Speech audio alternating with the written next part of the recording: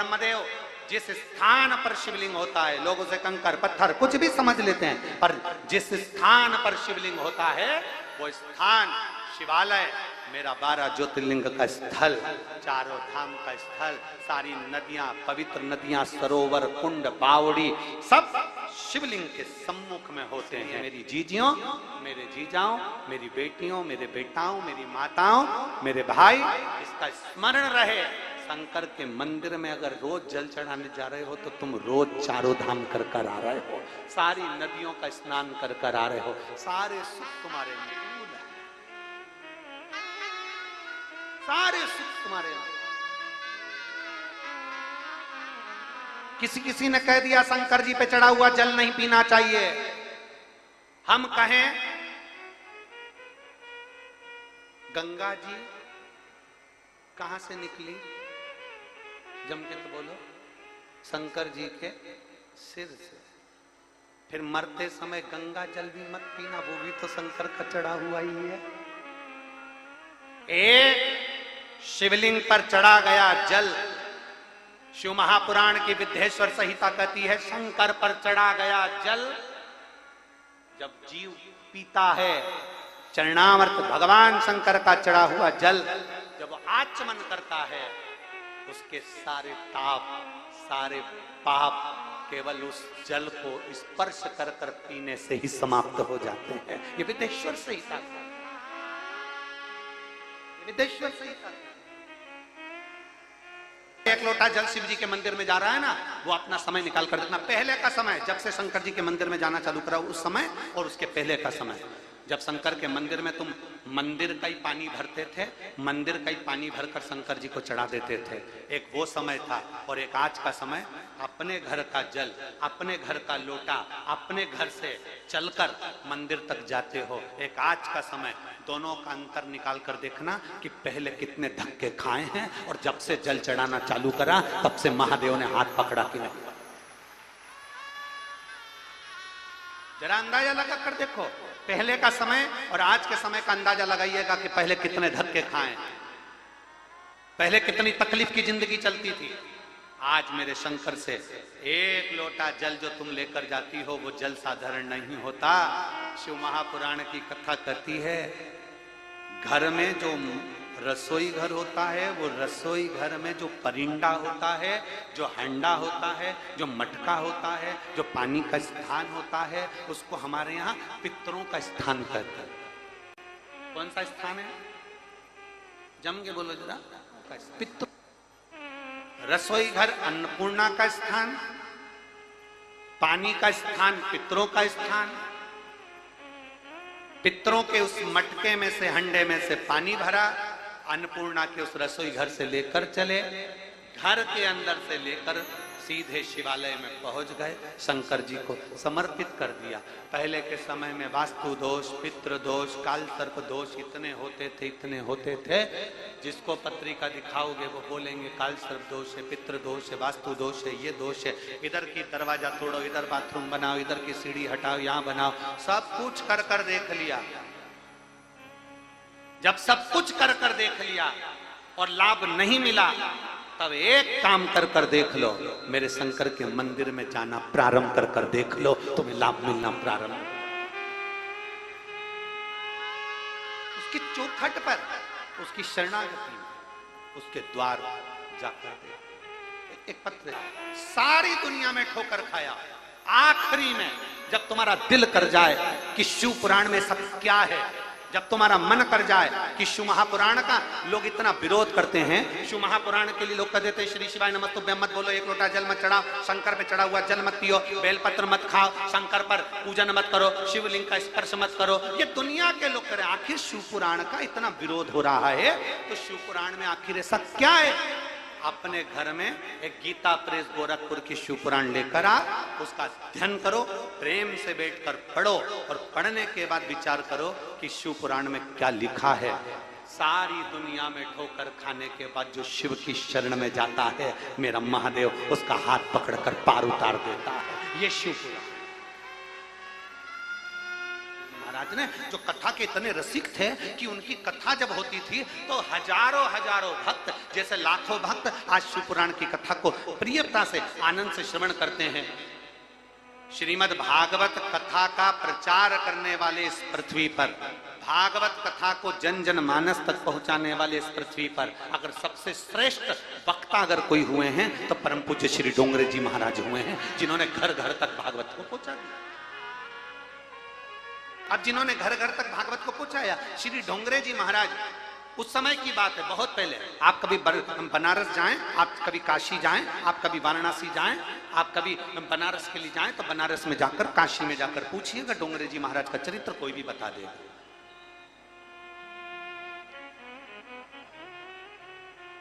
परम पूज्य डोंगरे जी महाराज काशी में कथा करने के लिए गए, बनारस में कथा करने के लिए गए, और डोंगरे जी महाराज जैसे कथा करने के लिए गए तो दो देखो, आप पंचाक्षर मंत्र का उच्चारण करते हो, नमः शिवाय बोलते हो, आप षडाक्षर मंत्र ओम नमः शिवाय जपते हो, आप श्री शिवाय नमस्तुभ्यम जपते हो, आप राम नाम कृष्ण नाम जपते हो, आप द्वादश अक्षर मंत्र ओम नमो भगवते वसुदेव का स्मरण करते हो, आप 2.5 अक्षर का कृष्ण नाम का उच्चारण करते हो, आप 2 अक्षर का राम नाम का उच्चारण करते हो। यह आपके ऊपर निर्भर करता है, आप क्या जपते हो, यह आपके ऊपर निर्भर।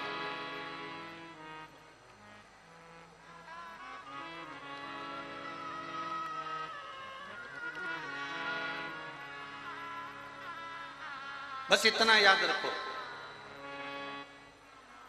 राम जपो, कृष्ण जपो, शिव जपो, दत्त जपो, तुम्हारी मर्जी पड़े उसका भजन करो। तुम्हारा मन पड़े ओम नमो भगवते वासुदेव का जाप करो, तुम्हारा मन पड़े राम कहो, शंकर कहो, श्री शिवाय नमस्तुभ्यम कहो, नमः शिवाय कहो, ओम नमः शिवाय कहो, तुम्हारी मर्जी पड़े उस मंत्र को जपो। पर इतना याद रखना कि तुम्हारा विश्वास उस मंत्र के प्रति प्रबल होना चाहिए, तुम्हारा विश्वास उस मंत्र के प्रति पक्का होना चाहिए। जिस मंत्र को हम जप रहे हैं, जिस मंत्र की हम साधना कर रहे हैं, उस मंत्र के प्रति तुम्हारा भरोसा पक्का होना चाहिए।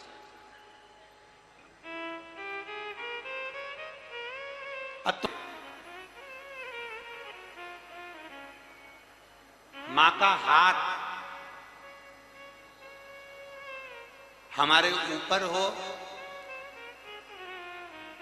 मां का हाथ हो और मेरे देवाधिदेव महादेव का साथ हो, अगर ये 2 चीज है हमारे साथ में, तो दुनिया में कोई बल नहीं कि तुमको डुबा दे। तुम्हारा हाथ पकड़कर महादेव पार जरूर लगा दे। मां का हाथ और महादेव का साथ कभी डूबने नहीं देता, कभी डूबने नहीं देता। और मैंने तेरे ही भरोसे बाबा, तेरे ही भरोसे हवा में उड़ती जाऊंगी बाबा। डोल बोले आते नहीं, कौन कहता है भोले आते नहीं। आप मां गोरा की तरह उन्हें बुलाते नहीं। जिस दिन तुमने मां पार्वती की तरह, मां गोरा की तरह, मां जगतजननी जगदम्बा की तरह, मां उमा की तरह, मां कात्यायनी की तरह, मां कुष्मांडा की तरह, मां स्कंदा की तरह, जिस दिन तुमने दिल से हृदय से देवाधिदेव महादेव को पुकार लिया, जिस दिन तुमने मेरे शंभू को बुला लिया हृदय से दिल से, उस दिन मेरा देवाधिदेव महादेव तुम्हारे सम्मुख में आकर खड़ा हो जाएगा। उस दिन तुम्हारे सम्मुख में की कथा, 1 मिनट की कथा, अगर जिसने दिल से सुन ली, जिसने भरोसा कर लिया, जिसने विश्वास कर लिया, जो जान गया शिव मेरा में शंकर की, जो समझ गया व्यर्थ समय बर्बाद करने के लिए शिव पुराण में नहीं जाना, व्यर्थ समय पर बर्बाद करने के लिए भीड़ नहीं बढ़ाना, जाना है भगवान शंकर पर भरोसा करने के लिए जाना कि मैं शिव पुराण की कथा में गई हूं, मैं आज से ये विश्वास लेकर जाती हूं कि मैं अपने घर के पास में जो शंकर का मंदिर होगा वहां 1 लोटा जल चढ़ाऊंगी, मेरे घर के बच्चे को भेजूंगी, परिवार को भेजूंगी, और घर का एक एक बच्चा शंकर को 1 लोटा जल चढ़ाएगा। और ये मेरा विश्वास कहता है कि बुरे वक्त में कोई काम नहीं आएगा, तब मेरा देवाधिदेव महादेव नंदी लेकर आएगा। अपने विश्वास को बढ़ाइए। ब्रह्मदेव की आंख में आंसू आ गए, ब्रह्मा जी की आंख से आंसू बह रहे हैं, बड़ वृक्ष बन गए, बड़ का पेड़ बन गए, और भगवान शंकर उस बड़ पेड़ के नीचे बैठ गए, बटकेश्वर महादेव बनकर। बटकेश्वर महादेव, बड़ के पेड़ की छांव में मेरा देवादिदेव महादेव बैठ गए। जिस ब्रह्मा जी ने झूठ बोला, जिन ब्रह्मदेव ने अपशब्द कहे, जिन ब्रह्मदेव ने ताने दिए, जिन ब्रह्मदेव ने आड़ा टेढ़ा कहा, उस बट वृक्ष की छांव में मेरे शब्द हो, मेरे शंकर, मेरे ओघड़दानी, मेरे त्रिकालदर्शी, मेरे कैलाशी, मेरे अविनाशी शिव बैठ गए थे।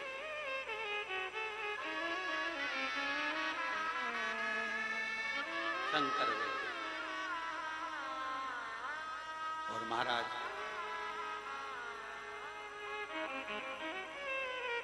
शिव महापुराण की साक्षी में श्री शिवाय नमस्तुभ्यम बोलने के लिए दूर दूर से लोग यहाँ आते हैं और अपने हृदय की बात कहकर जाते हैं। जब ये श्री शिवाय नमस्तुभ्यम पूर्ण बोल लो, उसके बाद अपने मन से बाबा को अपना जो भाव है, जिसके लिए आप कथा सुनने के लिए आए हो, बाबा से अपने मन की बात भाव के साथ में कहिए।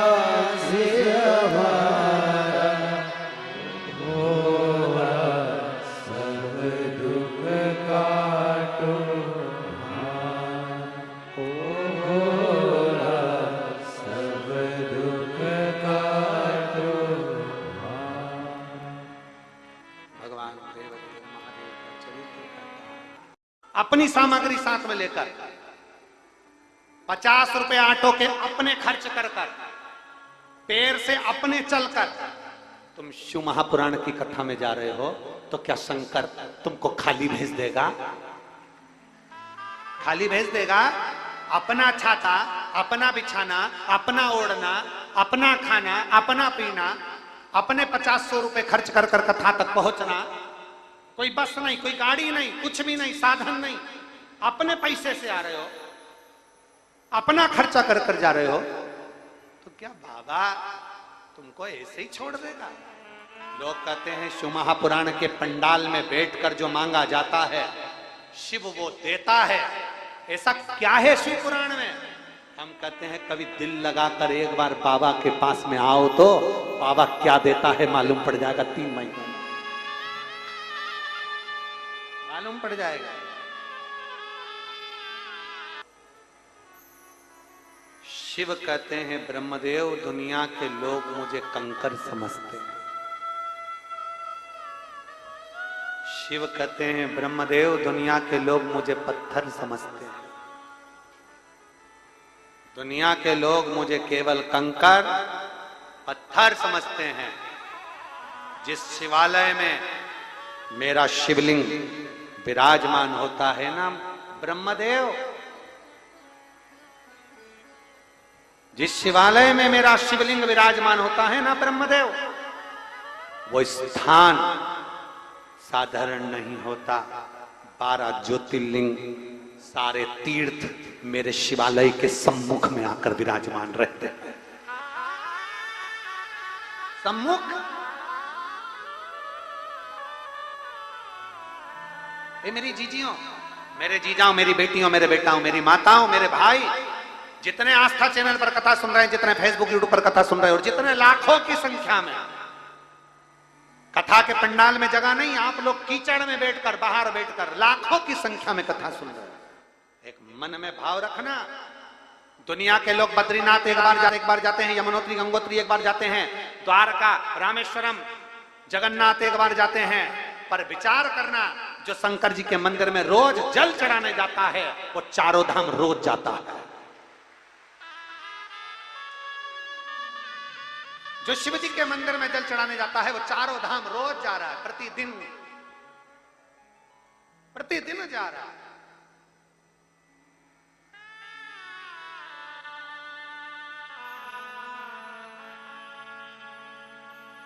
के लिए पहनते हो नहीं, कि कानों में छेद इसलिए करा जाता है कि अच्छी बात आए ना तो ये कानों के अंदर जाने देना, बेकार बात आए ना तो कुंडल वाली जो छेद है ना इसमें से आर पार निकालते जाओ, साइड में पटकते जाओ और अपनी अलमस्त जिंदगी को जीते जाओ, जिंदगी को जीते जाओ। कथा का रसपान उतार अपने भीतर शिव तत्व को। ब्रह्मा जी तुम रो रहे हो, मैं पहचाना नहीं। शिव जी कहते हैं सुनो ब्रह्मदेव, जिस स्थान पर शिवलिंग होता है लोग उसे कंकर पत्थर कुछ भी समझ लेते हैं, पर जिस स्थान पर शिवलिंग होता है वो स्थान शिवालय मेरा 12 ज्योतिर्लिंग का स्थल, चारों धाम का स्थल, सारी नदियां, पवित्र नदियां, सरोवर, कुंड, बावड़ी सब शिवलिंग के सम्मुख में होते हैं। इसलिए मेरी जीजियों, मेरे जीजाओं, मेरी बेटियों, मेरे बेटाओं, मेरी माताओं, मेरे भाई, इसका स्मरण रहे। शंकर के मंदिर में अगर रोज जल चढ़ाने जा रहे हो तो तुम रोज चारों धाम कर कर आ रहे हो, सारी नदियों का स्नान कर कर आ रहे हो, सारे सुख तुम्हारे अनुकूल है, सारे सुख तुम्हारे। किसी ने कह दिया शंकर जी पे चढ़ा हुआ जल नहीं पीना चाहिए, हम कहें गंगा जी कहां से निकली, जम के तो बोलो, शंकर जी के सिर से। फिर मरते समय गंगा जल भी मत पीना, वो भी तो शंकर का चढ़ा हुआ ही है। एक शिवलिंग पर चढ़ा गया जल, शिव महापुराण की विद्येश्वर संहिता कहती है शंकर पर चढ़ा गया जल जब जीव पीता है, चरणामृत भगवान शंकर का चढ़ा हुआ जल जब आचमन करता है, उसके सारे ताप, सारे पाप केवल उस जल को स्पर्श कर कर पीने से ही समाप्त हो जाते हैं। ये विद्येश्वर संहिता, विद्येश्वर संहिता।